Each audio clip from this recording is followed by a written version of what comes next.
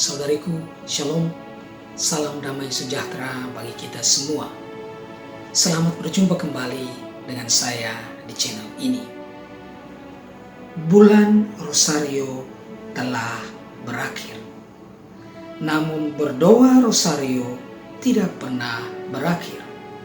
Karena Bunda Maria tetap dan selalu mendoakan kita pada saat kita masih hidup di dunia ini dan waktu kita meninggalkan dunia ini. Karena itu, pada kesempatan ini saya akan berbicara sedikit tentang pentingnya Bunda Maria dalam Rosario Suci dan peranan Bunda Maria sendiri di dalam gereja. Semoga bermanfaat bagi kita semua.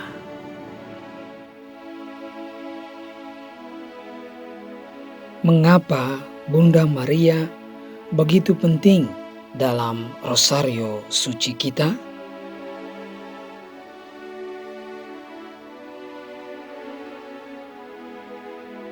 Ini adalah sebuah pertanyaan yang membantu kita untuk berefleksi lebih mendalam lagi tentang Bunda Maria.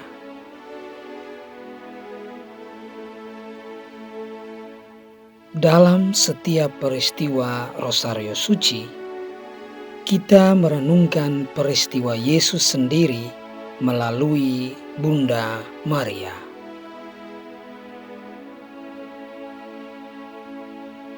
Maria adalah manusia yang paling dekat dengan Yesus Kristus Tuhan kita, sebab dia mengandung, melahirkan, dan membesarkan Yesus.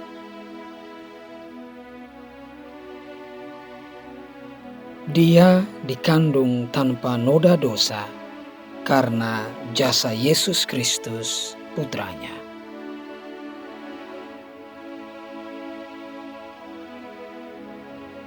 Dalam setiap peristiwa atau misteri Rosario Suci, kita mengenang peristiwa Yesus, bukan peristiwa Maria.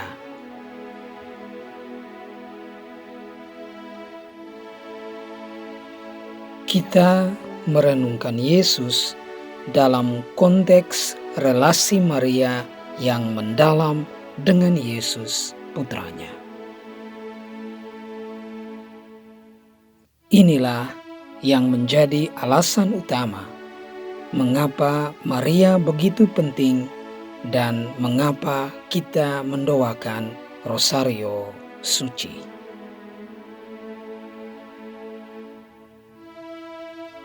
Sekarang kita paham bahwa Yesuslah yang menjadi alasan utama kita berdoa Rosario. Maka benarlah perkataan ini, ad Iesum per Mariam, artinya melalui Bunda Maria kita bersatu dengan Yesus. Saudara dan saudariku, setelah kita berbicara tentang pentingnya Bunda Maria dalam Rosario Suci kita, maka sekarang kita akan berbicara lagi tentang peranan Bunda Maria di dalam gereja.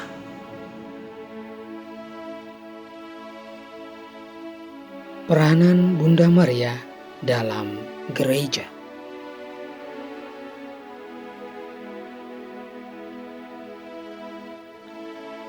Banyak dari antara umat Katolik yang ragu akan peranan Maria dalam gereja, atau banyak juga yang tidak tahu tentang hal itu. Saat ini, mari kita bersama-sama merenungkan tema tersebut. Yang pertama, Maria sebagai perantara rahmat Allah. Banyak saudara dari luar Katolik mengkritik gereja Katolik sebab mereka berpandangan bahwa untuk berdoa kepada Bapa, seorang Katolik memerlukan Maria sebagai perantara. Kritik itu sendiri salah besar. Gereja Katolik tetap melihat Yesus sebagai satu-satunya perantara dengan Bapa dan bukan Maria.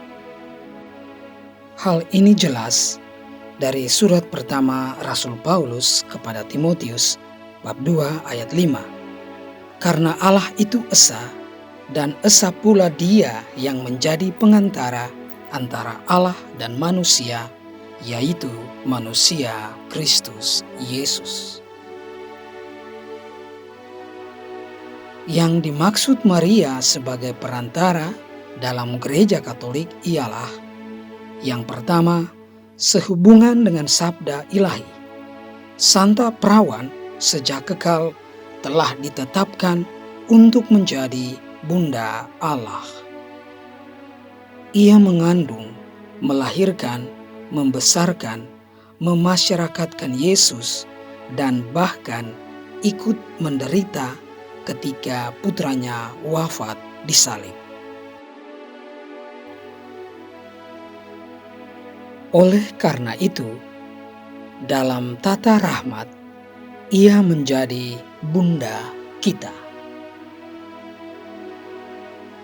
Yang kedua, sejak Maria menerima panggilan Bapa untuk menjadi ibu Sang Juru Selamat sampai dengan diangkat ke sorga, ia terus-menerus membagikan karunia-karunia yang mengantar kepada keselamatan.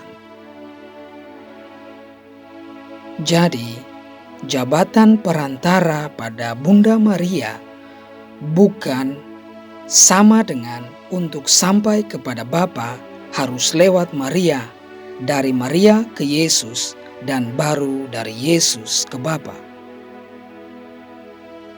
Melainkan kesanggupannya untuk mengandung sabda ilahi yang menjelma menjadi manusia, sama dengan ia menerima panggilan Bapa untuk membawa keselamatan. Maria yang menerima itulah yang disebut dengan perantara rahmat Allah.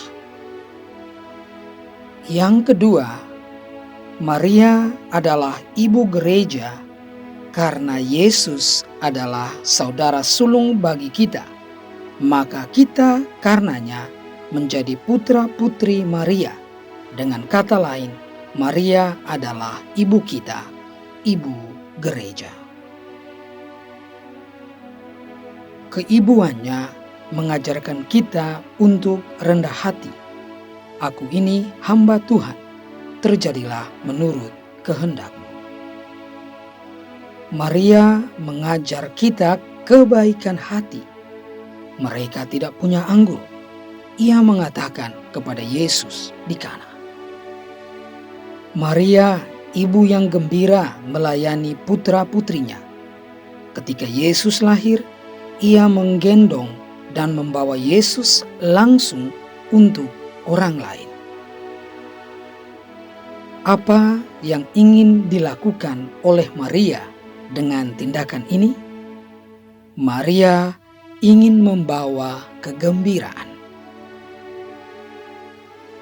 Ini merupakan satu saat yang paling indah dalam hidup Maria.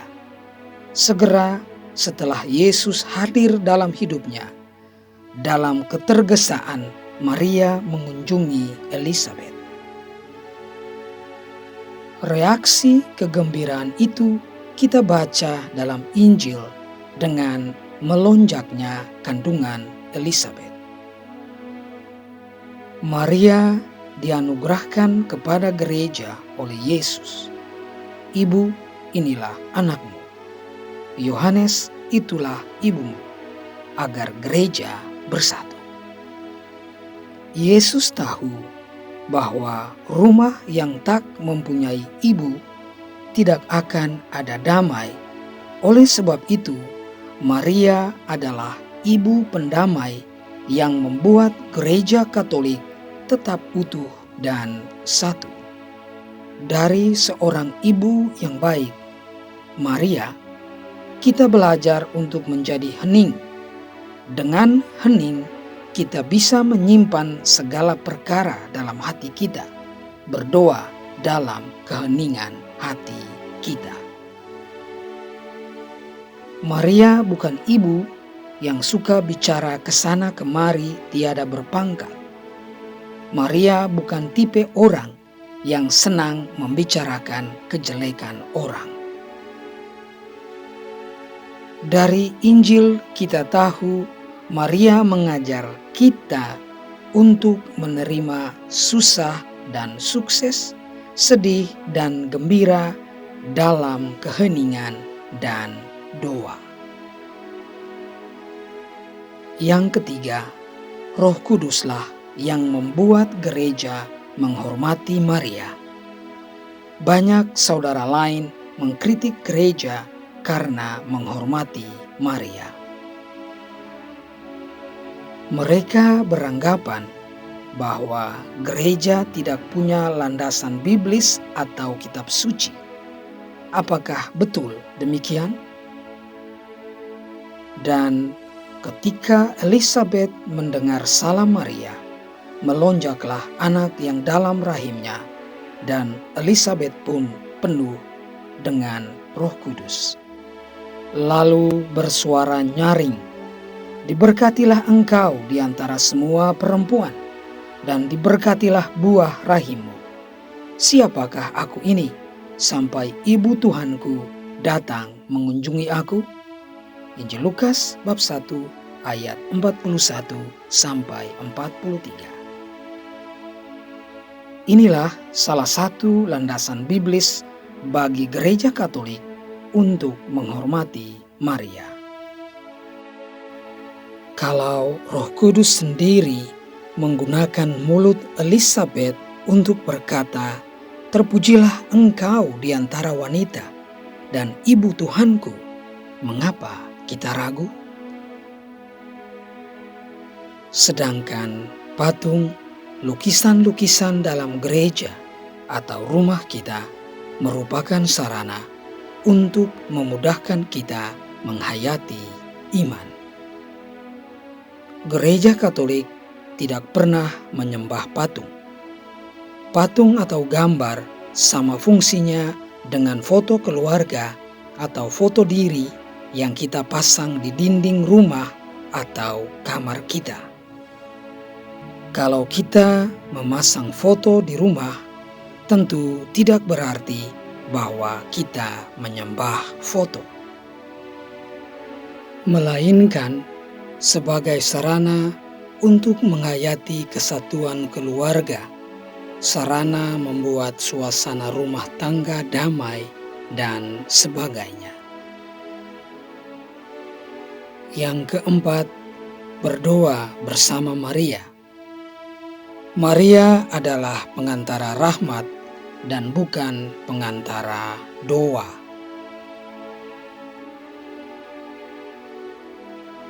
Oleh sebab itu, di dalam doa, kita membawa Maria sebagai teman, ibu yang mendampingi kita untuk menyampaikan syukur, permohonan, harapan, dan sharing pengalaman hidup kita kepada Yesus. Doa orang Katolik adalah doa sederhana yang tidak memerlukan calo, maka peranan Maria dalam doa ialah sebagai teman, ibu, atau sebagai saudara yang mendampingi. Sebab bagaimanapun kita membutuhkan pertolongannya, mengingat kelemahan-kelemahan kita. Jangan lupa, Maria adalah ibu kita yang mendoakan kita sekarang maupun saat kita meninggalkan dunia ini. Ya Maria, yang semula dikandung tanpa noda, doakanlah kami yang berlindung kepadamu. Saudara dan saudariku, Itulah pembicaraan kita tentang pentingnya Bunda Maria dalam Rosario Suci, serta peranan Bunda Maria sendiri di dalam gereja. Semoga bisa memperdalam iman kita semua. Mari kita mohon berkat Tuhan. Tuhan bersamamu dan bersama roh.